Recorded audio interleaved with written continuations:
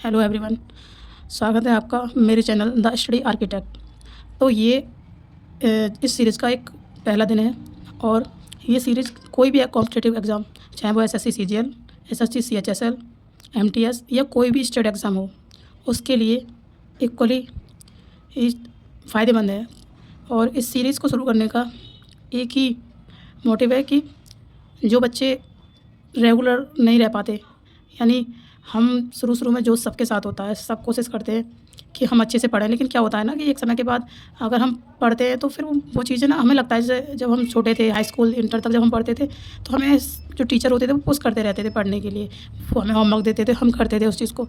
लेकिन जब बड़े हो जाते हैं ना, जब हम कॉम्पिटिशन में आते हैं तो क्या होता है कि वो चीज़ ना हो नहीं पाती, क्योंकि फिर हमारे ऊपर कोई कहने वाला, बताने वाला होता नहीं है कि हमें क्या पढ़ना है, कहाँ से पढ़ना है, कितना पढ़ना है। और आज के समय में ना कॉम्पिटिशन इतना ज़्यादा हो गया है कि बहुत से बच्चे तो इसी वजह से रह जाते हैं पीछे, जबकि अच्छा दिमाग है, पढ़ने में भी अच्छे हैं, सारी चीज़ें अच्छी हैं, लेकिन उन्हें ये बताने वाला कोई नहीं है कि क्या पढ़ना है और क्या छोड़ना है।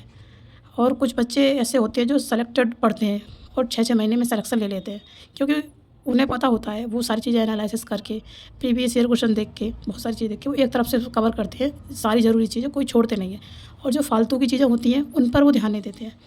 तो अगर ऐसी कोई सीरीज़ आपको मिल जाए जिससे कि आप बार-बार आपको भटकना ना पड़े, आपको ये रोज़ पता चलता है, रोज़ के रोज़ कि हमें क्या पढ़ना है, एक-एक पॉइंट हर एक चीज़ का, तो वो सारी चीज़ें मैं आपको बताऊँगी इस वीडियो में। तो चलिए शुरू करते हैं। आज पहले दिन से आपको क्या करना है, एक कॉपी लेनी है, एक पेन लेनी है और सुबह इस चैनल पे ये वीडियो रोज़ डाला करेंगे और उस पे आपको इंग्लिश, मैथ, रीजनिंग, जीएस, ये 4 जो सब्जेक्ट है वो मैंने एसएससी सीजीएल के लिए, यानी एसएससी का कोई भी एग्ज़ाम हो उसमें ये 4 सब्जेक्ट आते हैं। तो ये नहीं है कि अगर आप किसी और एग्ज़ाम की तैयारी कर रहे हैं तो वही हमारे एग्ज़ाम में ये सब्जेक्ट नहीं आते हैं, ऐसा कुछ नहीं है। अगर आपका एग्ज़ाम में ऐसा हो सकता है कि किसी में रीजनिंग आती है, किसी में रीजनिंग नहीं आती है, तो किसी में इंग्लिश आती है, किसी में इंग्लिश नहीं आती है, तो आप क्या कर सकते हैं ना, चीज़ें बिल्कुल सेम यही रहेंगी, बस उस सब्जेक्ट को चेंज कर सकते हैं। और उस सब्जेक्ट में जो चीज़ें एक तरफ से हैं, वो अगर आपको ऐसे कि बच्चे अगर इसमें होंगे कमेंट बॉक्स में, अगर मुझे पता चलेगा कि हाँ और बिल्कुल कोई एग्ज़ाम हट के है, तो आप मुझे कमेंट बॉक्स में बता दें, मैं उस पे भी एक पूरी सीरीज़ ले आऊँगी। लेकिन ये जो सीरीज़ है वो आज से 3 महीने तक चलने वाली है, यानी 90 दिन ये सीरीज़ चलने वाली है लगातार। और अगर आप मेरे साथ इसको कंटिन्यू कर लेंगे ना, तो आपको सिलेक्शन से कोई नहीं रोक सकता। अब ये नहीं है कि 3 महीने में क्या सिलेबस पूरा हो जाएगा, बहुत से बच्चे बोलेंगे, या और सारी चीज़ें, सिलेबस पूरा नहीं होगा। सिलेबस के लिए आप जितनी जल्दी हो सकता है, वो जितना आप में कैपेसिटी है, जितनी चीज़ें पढ़ने की, जो 3 महीने में, कहने का मतलब ये है कि आपकी आदत पड़ जाएगी। और आदत ऐसी पड़ेगी कि अगर कोई छुटाना चाहेगा तो वो भी नहीं होगी, और आपका सिलेबस जो मेन सिलेबस है वो पूरा हो जाएगा। और जब आप एक बार जब किसी चीज़ की आदत लग जाती है ना, तो किसी को कहने की ज़रूरत नहीं पड़ती, हम अपने आप वो चीज़ें होती चली जाती हैं। तो इसीलिए आज की वीडियो में ज़्यादा देर नहीं करते हुए, डे 1 से सीधी बात, नो बकवास, हम शुरू करते हैं कि आपको क्या पढ़ना है इन चारों सब्जेक्ट के। मैं एक-एक चीज़ आपको, छोटा से छोटा पार्ट लेके मैं चलूँगी आपको, और ये बताऊँगी कि आपको किस सब्जेक्ट में क्या-क्या पढ़ना है। और रेगुलर बेस पे हर दिन ये वीडियो आएगी, और इससे क्या होगा ना, आपकी एक कंसिस्टेंसी जो छूट जाती है ना, वो बनी रहेगी। आपको टारगेट मिलेगा रोज़, और आप उसको फॉलो करेंगे, और फॉलो करने के बाद आप कमेंट बॉक्स में मुझे बताएँगे। आप 3 महीने के अंदर देखना, आप जो अभी हो ना वो बिल्कुल नहीं रहोगे, बिल्कुल बदल जाओगे। आपके मार्क्स में मार्क बढ़ रहे होंगे, और हर एक चीज़, क्या पढ़ना है, क्या नहीं पढ़ना है, और कैसे रिवीजन करना है, मैं हर एक चीज़ आपको बताऊँगी। और ऐसा कोई चीज़ ऐसी नहीं रहेगी जो आपके छूट जाए, जो आपके एग्ज़ाम में आए। हाँ, वो बात एक अलग है, 4-5% जो एक्सेप्शनल मतलब जो आ जाता है, जैसे कि करंट अफेयर है, तो वो तो आपको रेगुलर पढ़ना है। अब वो भी 1-2 चैनल है, वो मैं आपको बताऊँगी। अगर उससे आप रेगुलर एक क्लास भी लेते रहेंगे ना, तो आपको करंट अफेयर में भी कुछ नहीं छूटेगा। बस ये है कि आप साथ जुड़ते रहिए, और आप ये मान लीजिए कि मेरे जीवन का ये लक्ष्य है, मुझे बस ये करना है। अगर ये मैंने 30 दिन कर लिया ना, तो ये मान लो कि आपकी नौकरी लग गई। आप सोचो ही मत कि मुझे 6 महीने तैयारी करनी है, आप सोचो ही मत मुझे 1 महीना का तैयारी ही को हो गया, या फिर मुझे ये नौकरी लेनी है, कुछ मत सोचो। आप ये सोचो, मेरा टारगेट ही सिर्फ यही है कि मुझे ये जो 90 दिन है, ये करके दिखाने हैं, एक भी दिन इसमें स्किप नहीं करना है। अगर आपने ये कर लिया ना, तो आप जीवन में जो कुछ चाहते हैं वो सब कुछ पा सकते हैं, सब कुछ। तो आइए शुरू करते हैं हम। सबसे पहले देखो, सीजीएल में और जो भी एसएससी के सारे एग्जाम है, उनमें सबसे पहले बात करते हैं इंग्लिश से। तो इंग्लिश में क्या होता है, जैसे सबसे पहले सिनोनिम एंटोनिम्स पूछे जाते हैं। तो कुछ लोग सोचते हैं कि सिनोनिम्स या एंटोनिम्स हम अलग अलग करेंगे, या फिर हम इसको अलग अलग पढ़ेंगे, लेकिन मेरे हिसाब से ना अलग अलग नहीं पढ़ना चाहिए। देखो, अगर आपको साइन का मतलब होता है कि जो मीनिंग जिस शब्द की है उसी शब्द जैसा मीनिंग दूसरा शब्द बताना है। तो अगर हमें किसी शब्द का मीनिंग पता होगा तो हम अपोजिट तो खुद बता देंगे उसका। तो एंटोनिम अलग से याद नहीं करनी है, ये सबसे बेकार चीज़ लगती है मुझे। तो आपको क्या करना है, जैसे इंग्लिश है तो इंग्लिश में हम सबसे पहले बात करेंगे। आपको जैसे आपके पास कोई भी बुक है, जैसे एमबी पब्लिकेशन है या फिर किरण की बुक है या फिर नीतू मैम की है वॉल्यूम 1 वगैरह, कोई भी बुक है जो भी आप है, या फिर ब्लैक बुक है, तो आप उसमें क्या करेंगे, जो साइनो वाला है उसमें जाएंगे आप, और उसके बाद आप पहले ही जो सिनोनिम्स होएगा उससे लेकर 25 तक, यानी 25 टोटल शब्द होंगे और 25 उसके सिनोनिम्स होंगे, यानी 50 हो गए टोटल। तो आपको 1 से 25 तक को याद करने हैं, ठीक है। 50 शब्द हो जाएंगे आपको पहले दिन में, यानी कि ये हम इस तरीके से देखेंगे 50 शब्द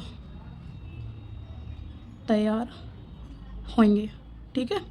अगर आपको ये विजिबल कम हो रहा हो तो आप मुझे बता सकते हैं, क्योंकि मैं आज पहला दिन है तो हो सकता है थोड़ा विजिबल कम हो रहा हो। अगली बार मैं इसको पेन को चेंज कर सकती हूँ, कुछ भी जितना सुविधा हो सकेगी आपको क्लियर देखने की, ठीक है। आप इस पर मन जाइए, डिजिटल है या फिर कॉपी है, आप एक बार मुझ पर विश्वास करके देखिए, और फिर आप उस मात्र, चलो 3 महीने बहुत दिन है, मात्र आप 30 दिन पढ़ के देखिए, इस तरीके से आपको अपना फ़र्क अलग नज़र आ जाएगा। ये चीज़ कोई नहीं बताता है, नहीं कोई कराता है, लेकिन आप इस चैनल पे एक बार विश्वास करके देखिए और फिर तब देखो, टिक के एक बार टिक जाओ, कहीं टिक जाओ, एक बार टिक जाओ, टिकना बहुत ज़रूरी है, ठीक है ना।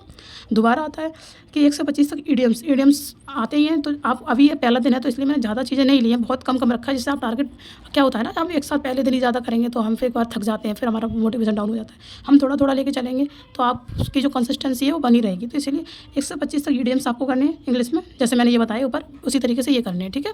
उसके बाद फिर आप, अब ये बात रही कि हम, जैसे मैंने ये बताया, एक क्लास नाउन की जो फर्स्ट, जैसे कहीं भी कोई सीरीज़ पढ़ी होगी या फिर आपने कोई कोर्स ले रखा होगा, वो सारी चीज़ें, तो वहाँ से आप पहली क्लास करेंगे नाउन की पूरी कंप्लीट, चाहे 1 घंटे की है, चाहे 50 मिनट की है, चाहे 1.5 घंटे की है, आप उसको पूरा करेंगे, ठीक है। तो ये 3 चीज़ें तो इंग्लिश में हो गई। आपको पहले नाउन की क्लास करनी है, फिर 25 ईडियम्स करने हैं और 25 सिनोनिम्स करने हैं, ठीक है। ये तीनों चीज़ें करनी है। और अगर आपको ये समझना हो कि हम इंग्लिश कहाँ से पढ़ें, इंग्लिश के लिए टीचर कौन से अच्छे हैं, या फिर फ्री में कहाँ से पढ़ें या पेड कहाँ से पढ़ें, अगर ऐसा कुछ डाउट है आप, तो आप मुझे कमेंट बॉक्स में बता देना, उस पर एक पूरी की पूरी वीडियो में ले आऊँगी, ठीक है। अब अगली बात आती है मैथ की। ऐसे ही मैथ में करना है। मैथ में आपको परसेंटेज की पहली क्लास, मतलब किसी भी टीचर से अगर आपने कोर्स खरीद लिया है तो, या फ्री पढ़ रहे हैं तो फ्री, मतलब बहुत सारी यूट्यूब पे पूरा कॉम्बो बना के या फिर सारी वीडियो इकट्ठी करके टीचरों ने बनाई हुई है, तो आप क्या कर सकते हैं कि वहाँ से पहली क्लास देखनी है। आज आपको, आज की बात चल रही है, और आपको स्क्वायर जो होते हैं, जैसे कि 2 का स्क्वायर 4 है, 3 का 9 है, इस तरीके से आपको 1 से लेकर 20 तक स्क्वायर कॉपी में लिखनी है। याद नहीं करनी है आपको लिखनी है, सिर्फ लिखने का काम करना है, ठीक है। मैं हम यहाँ पर लिख देती हूँ, लिखना है, ठीक है। उसके बाद ऐसे ही क्यूब 1 से लेकर 10 तक, मात्र 1 से लेकर 10 तक आज आपको क्यूब लिखने हैं, ठीक है। ये भी है, ये आपको सिर्फ इतनी 3 चीज़ें आपको, और जो परसेंटेज के हिसाब से क्लास लेंगे तो आपको इस तरीके से बहुत शांति से, आपको कोई जल्दबाजी नहीं है, आपको कहीं नहीं जाना है, बस आपको क्या करना है कि अच्छे से शांति से पूरी क्लास लेंगे, ठीक है ना, ठीक है। और उसके बाद आगे क्या करना है वो मैं कल बताऊँगी। आपको सिर्फ इतना ही काम करना है आज, ठीक है। कोई ज़्यादा लोड नहीं लेना है, एक दिन में आपको कुछ हासिल नहीं होगा, धीरे धीरे ही चीज़ समझ में आती है, ठीक है। अब आते हैं रीजनिंग पे।